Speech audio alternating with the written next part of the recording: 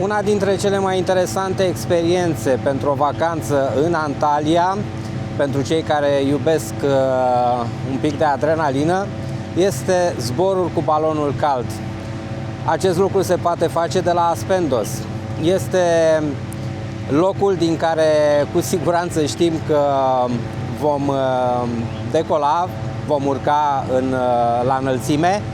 Ceea ce nu știm este cam cât va dura acest zbor, undeva între 45 de minute și o oră, și unde vom ateriza, pentru că balonul cu aer cald poate fi controlat doar pe verticală, astfel că suntem oarecum la mâna vântului și vom vedea unde ne poartă.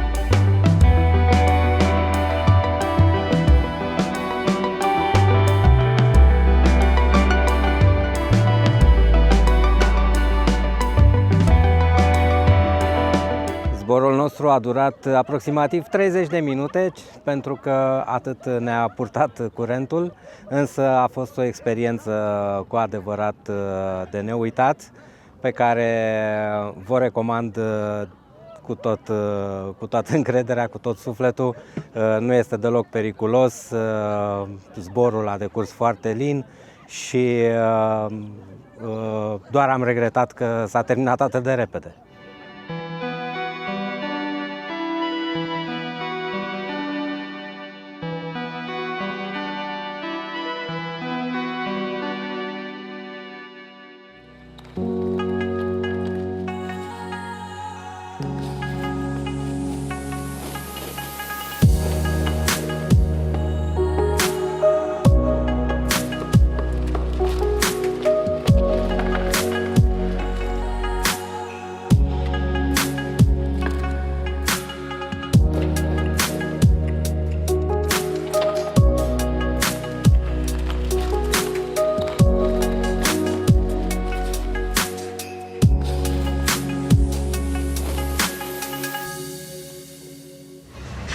Now we are in the Konyaaltı beach, so most of the people wants to sunbathing and swimming here. The most famous beach of Antalya, and also Antalya is very crowded and very hot in the summer season.